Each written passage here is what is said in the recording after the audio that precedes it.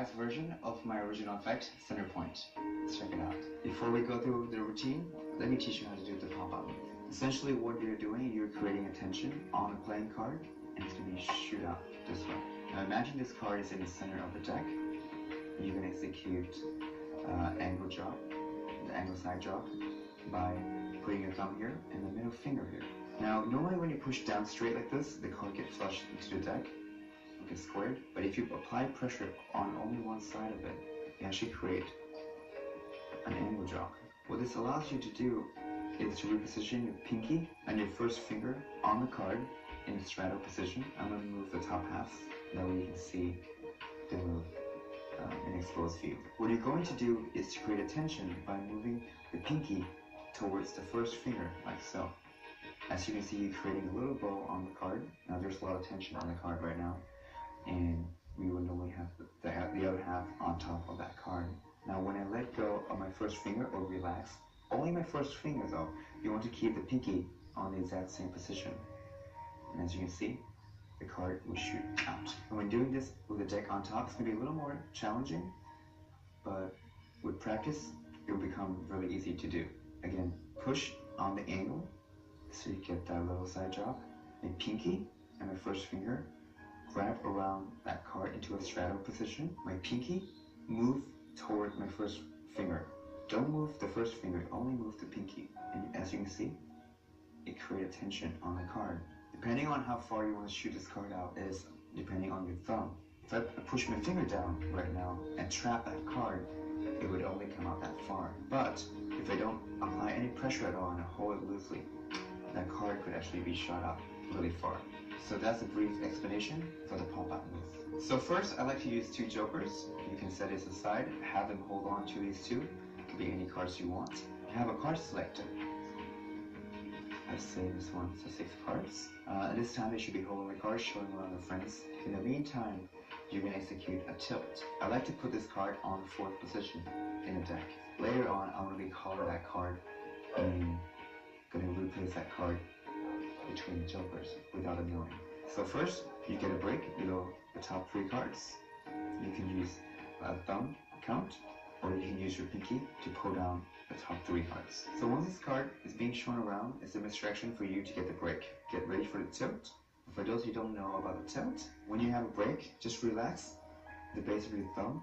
That should allow the card to be tilted down evenly like this. You're going to pretend to put that card into the center of the deck, but in the same time, you're actually creating an illusion by placing on the 4th card, but because of that depth, it looks like it's going through the center of the deck.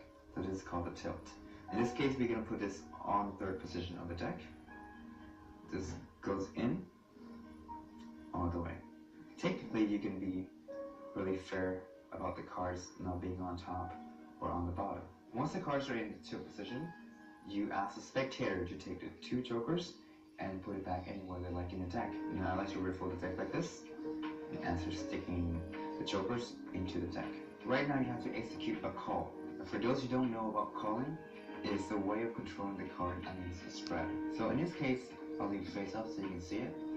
The selection card is the 6 of hearts. As your right hand moves over, covering that 6 to conceal it, your right hand fingers are going to be pulling that card out underneath the spread. And as you're spreading the cards, this card is just riding along underneath the spread. You're going to want to reposition this card between the jokers. Of course, this is going to be done as you're talking about the location of your selections.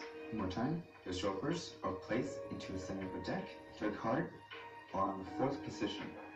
As you spread out 3, I normally ask them if they think their card is on the top half or on the bottom half. It is a good misdirection for you to call that card and then put it between the jokers. Now normally you could feel a click right here, and I like to just break the hand like this as you talk about the location of your selection cards. Now the trick is almost done. You have made 1 step ahead of them. You already have their selection between them, you just need to make it appear. This is when the pop-out move comes in. I like to spread it out like this and show it cleanly from top and bottom. Now, you can use your first finger to apply a little pressure on the bottom joker to get the break. Because if you look from underneath, it's actually their selection. When you push this one up, you actually get access to their selection, like so. And here's the challenge part. You need to kick that card out with your pinky. So if you apply just a little bit of pressure, you can create that side jaw. I know it sounds like a lot of work, but if you use your right hand to stabilize the top half, it should really help the move. You're gonna kick this out and get into the pop-out position. Now when you do this, obviously you don't want them to see this. So another tip that you could do is to use my right hand and just spread a little bit to cover that card. At this point, you're ready to do the production. Again, execute the move as we taught before. And now, all you have to do is just to catch the production, like this. And that's it. That's the first part of turning point, retouch. Once the first part is produced, you have an option to perform the second part. You tell them that you can perform it one more time, and here's how it's done. You're going to grab the two jokers and place it back into the center of the deck. You're going to riff over your thumb like this, replacing the first joker on top. You're going to count one card with your thumb, and then putting the second card below that card. So pretty much you're creating a sandwich card of an indifferent card between the jokers without them knowing. It should look like you just take these two, put it in like that. But secretly, you're actually counting one card between the jokers. You get ready for the pop-out move, like we did before. Now, here's the visual part. You tell them that you're going to do one more time. This time you can actually see it visually jump from here through the center of the deck. Here's what it looks like. You take this card, you're going to slap it on the bottom of your left hand, and here's what it looks like. At this point, this card is being trapped between two hands.